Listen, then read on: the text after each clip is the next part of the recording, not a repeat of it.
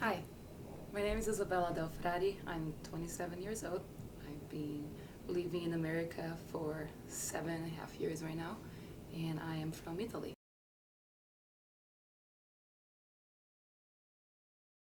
Absolutely. Like, I get a lot that I'm either, German or Polish. That's like what happens to me the most. Like, when I say that I'm Italian, people just look at me like with some type of disbelief, I would say, in a certain way, because yes, I am blonde, and like there are several regions in Italy, and I'm from the north, and until I actually explain that, people are shocked before I actually get to the end. So, yeah, I get that a lot.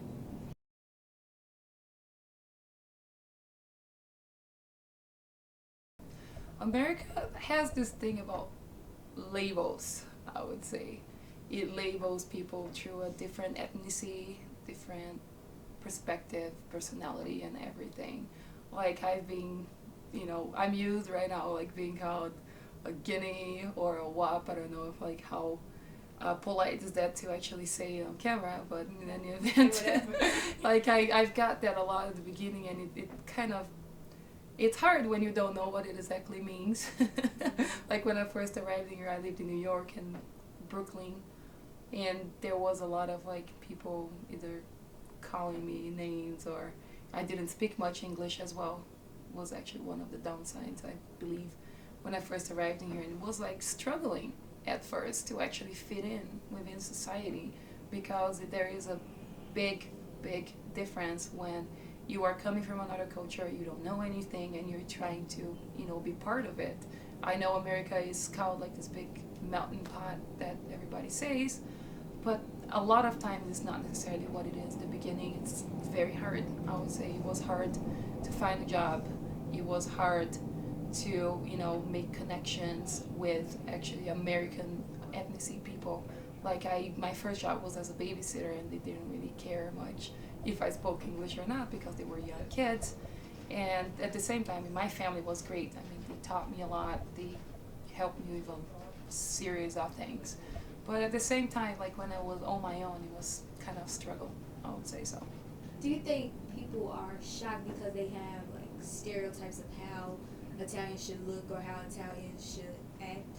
Yes, and it's back to my first subject of the conversation, that America unfortunately has this tendency of labeling people, because you must fit into something that, you know, people with stereotype. People think that you are supposed to look in a certain way. People think that you're supposed to act in a certain way. As a matter of fact, that, many times I was asked not just about the way I look, but also about my, you know, on like traditional customs, like household and the culinary and everything. And people question about if I really know, what I'm talking about. I've had people asking me like, if you're really Italian, just say something in Italian to me. Let me see if you know how fluent you are. So it does happen.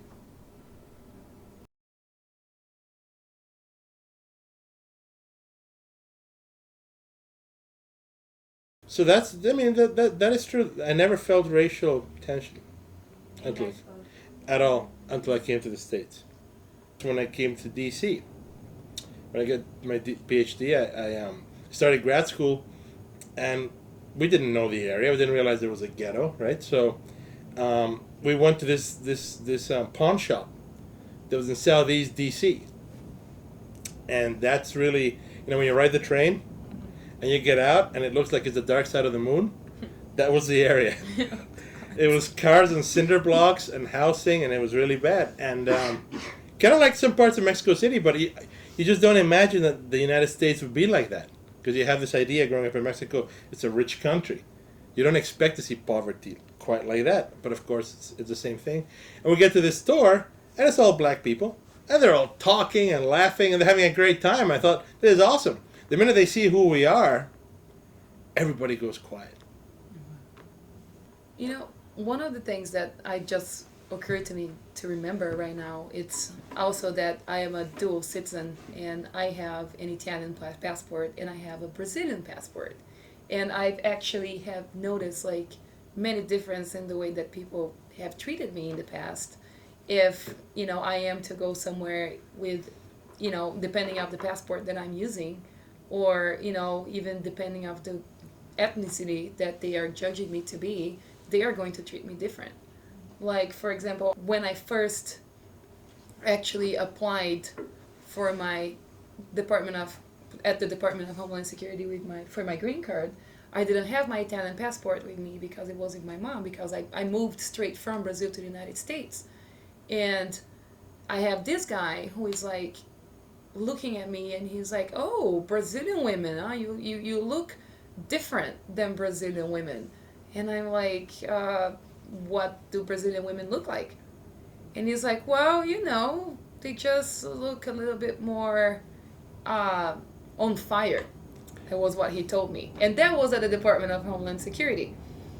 And I'm like... Maybe all you've seen are pictures from the carnival I'm in Rio. like, maybe you should, check my status on your computer, because the only reason I have my Brazilian passport on me is because I don't have any other form of identification. So when he looked in there, he's like, "Oh, I see. So it was actually an African American guy that was talking to me." And he was like, "Oh, I see. That's why you're one of those white chicks.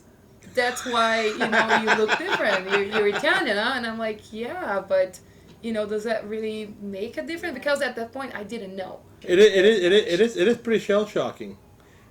Although actually, to be honest, also I experienced it equally badly in Europe. Yeah. In Germany especially, but also in England. They don't like foreigners in Europe. They really don't.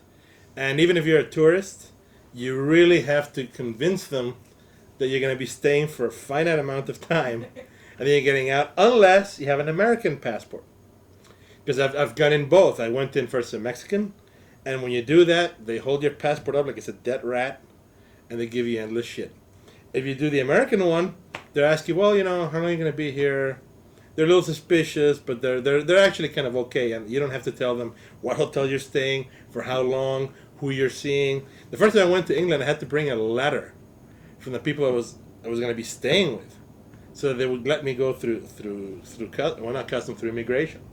And this didn't happen to me, but it happened to a friend of mine who we went to undergraduate together in Mexico, and he went to Germany to get his PhD in math.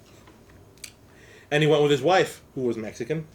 And while they were there, a PhD program is a 5-year deal, right? So at some point, she got pregnant. And his advisor and some other math professors called him in one day and said, "Just so you know, you're going to have that baby in Mexico." Oh, wow. And they said, "Obviously, this is, we can't force you to leave, right? But we will make life very miserable for you if you decide to have this baby here." I have never heard of such a thing happening in the States. And one of the things that I love is the fact that, here's a cultural difference. Talking about Latinos, I come from Mexico City, from the hood in that place, right? So, gangs are a little different. The guys are a little smaller, but there's a lot of them, so they make up for muscle with numbers, right? And when I first came to the States, people my age started saying things like, "Well, that's not fair. That's not fair." And I used to think, that's just really stupid. Why do you expect things to be fair? Like there was this expectation. It was like, you had to live by your wits. You had to be street smart. There's no fair. And then I realized that these guys truly believed that life could be fair. And I really envy that, because that's something that I will never have from where I come from. But I'm very glad for my daughter, because she might grow up with that. And that's something I really want her to believe. Whether or not it's true, it doesn't matter. What matters is that it will change her outlook on life. If she thinks that it can be, she will discover maybe it won't be. But it's a different mentality. So, and that's an example of the things that to me are very valuable about the States. That, like I said, you probably didn't even think about. It's just so, But to me, that's a big deal.